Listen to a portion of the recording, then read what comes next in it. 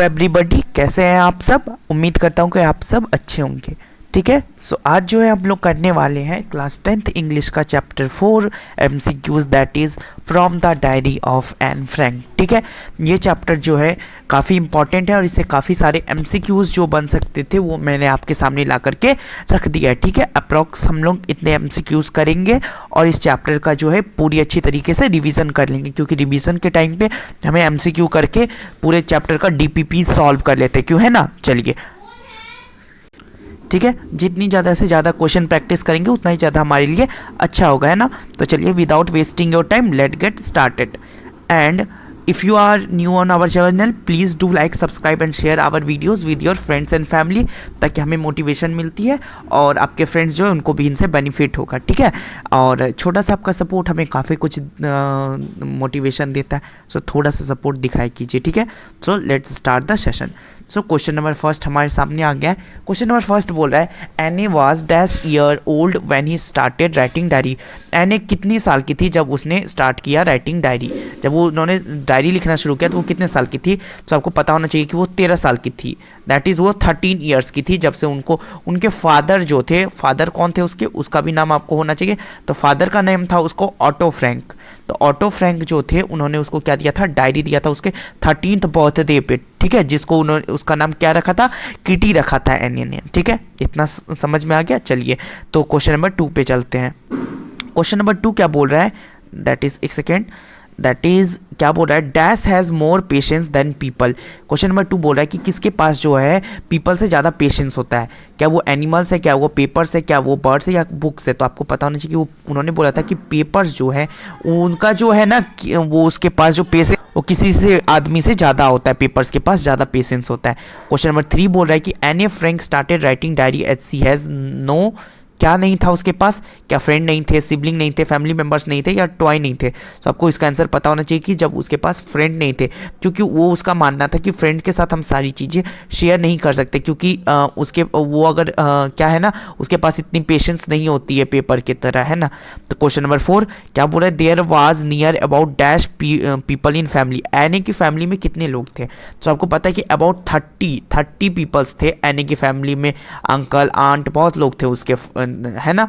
तो अबाउट 30 लोग थे। Question number 5, Anne Frank had dash year old sister. Anne Frank की कितनी ईयर ओल्ड सिस्टर थी। So 16 year old.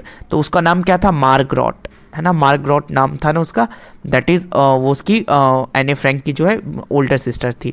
That is question number next बोल रहा है कि जो क्वेश्चन नंबर 6 बोला है, जनरली जो अभी मैंने आपको बताया कि जो डायरी था ना एन ए का, यहाँ पे गलती से क्वेश्चन नहीं लिखाया है, जो डायरी था एन ए उसका नाम क्या था। एन ए फ्रैंक की जो डायरी थी, एन ए फ्रैंक की जो डायरी थी उसका नाम क्या था। तो उसका आपको नाम पता होना चाहिए, वो क्या था, किटी था ना।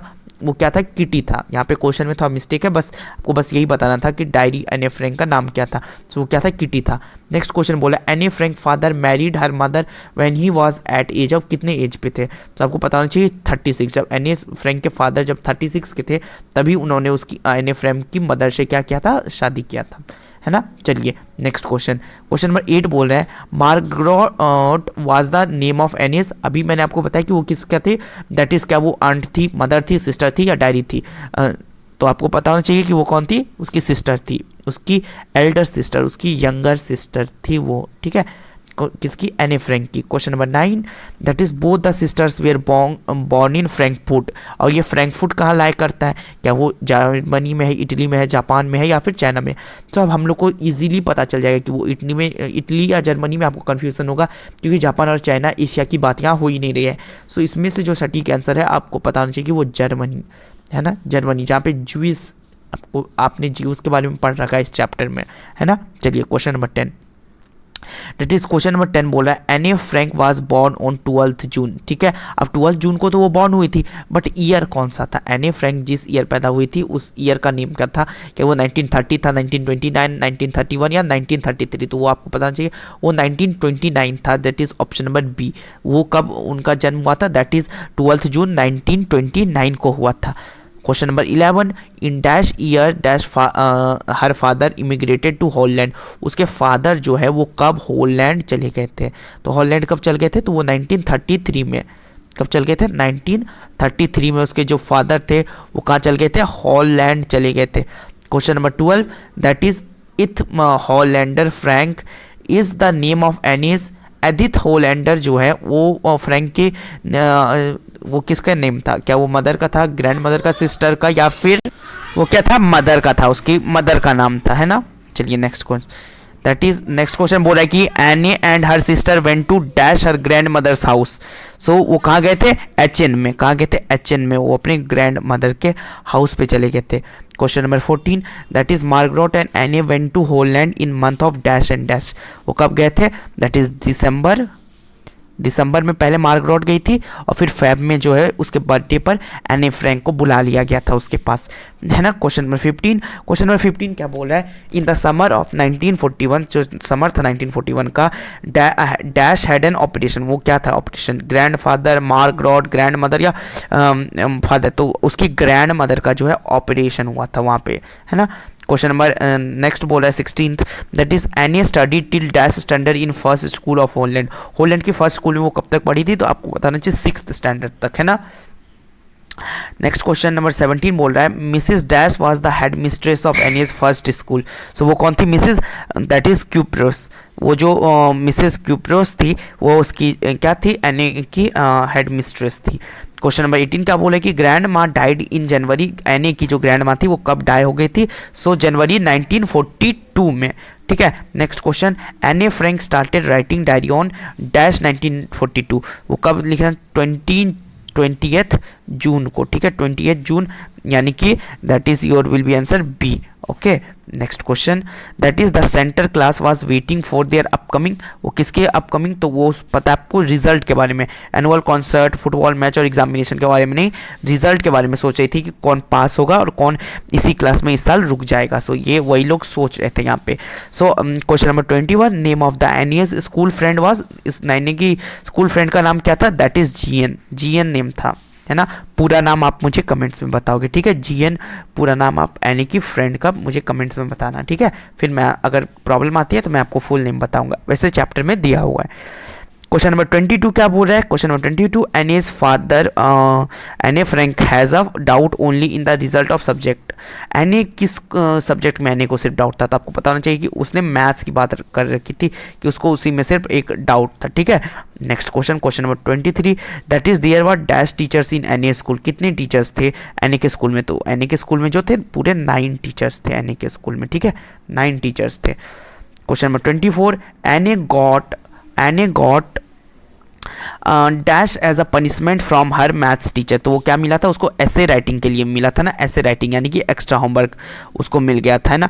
और वो कौन थे मैथ्स टीचर? Mister Keesing.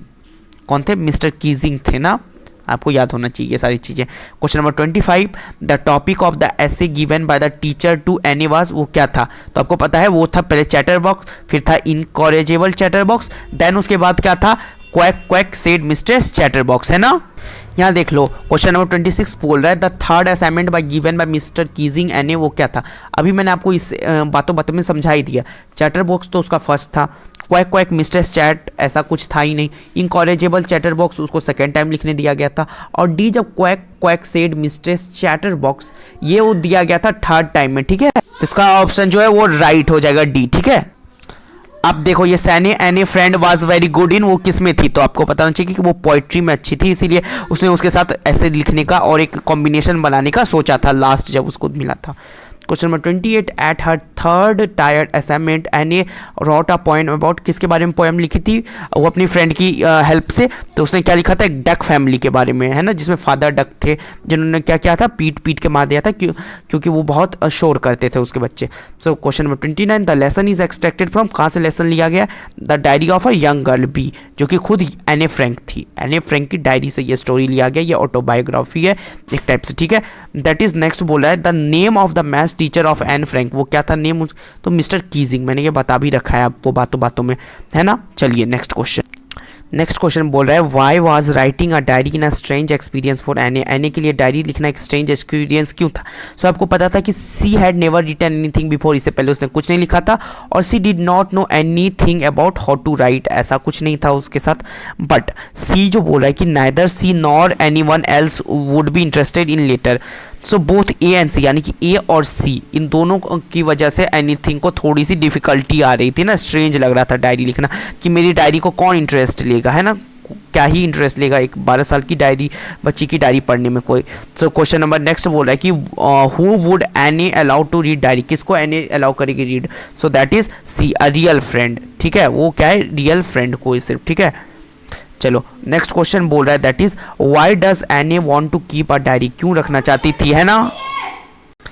सो आपको पता है कि why does Anne want to keep a diary, तो इसका जो राइट आंसर होगा वो क्या हो जाएगा, that is she wants people to read about her letter, है ना। चलिए सो इसका ऑप्शन नंबर सी राइट होगा। सो नेक्स्ट क्वेश्चन बोल रहा है, ठीक है, देखते हैं नेक्स्ट। सो ये जो नेक्स्ट क्वेश्चन बोल रहा है what did she name her diary, अपने नेम क्या दिया था, तो किटी, सी जो राइट ऑप्शन हो जाएगा, किटी दिया था नेम। नेक्स्ट क्वेश्चन बोल रहा है why does C give a brief sketch about her family in the diary, क्यों दिया था, क्योंकि आपको पता है उन्होंने क्यों दिया था, दैट इज वो होगा इसका, that is no one would understand if she dove in right in, ठीक है, अगर वो डायरी लिखना स्टार्ट करती तो वो क्या होता है ना, कोई भी उसकी डायरी को अंडरस्टैंड नहीं कर पाता, हम भी नहीं कर पाते, इसीलिए उन्होंने ये लिखना स्टार्ट किया। फिर बोल रहा है which subject she got not sure, that is वो क्या था, वो दैट इज मैथमेटिक्स, तो ये ऑप्शन जो इसका राइट आंसर हो जाएगा मैथमेटिक्स, ठीक है। यहाँ से आप टेस्ट भी खुद का ले सकते हो, यहाँ पे मैंने आपको आंसर शो नहीं कर रखा है, ठीक है, तो आप यहाँ से देख सकते हो। सो बोला है why was Mr Keesing annoyed her, क्यों उसको दिखाया, क्योंकि she was a good not a good student, she was talkative, she was rude, all of the above. So आपको पता है कि कीजिंग ने क्यों क्या जो मिस्टर कीजिंग थे, क्योंकि वो टॉकेटिव थी, है ना, यानी कि बी ऑप्शन, यानी कि वो कुछ ज़्यादा ही टॉकेटिव हो थी।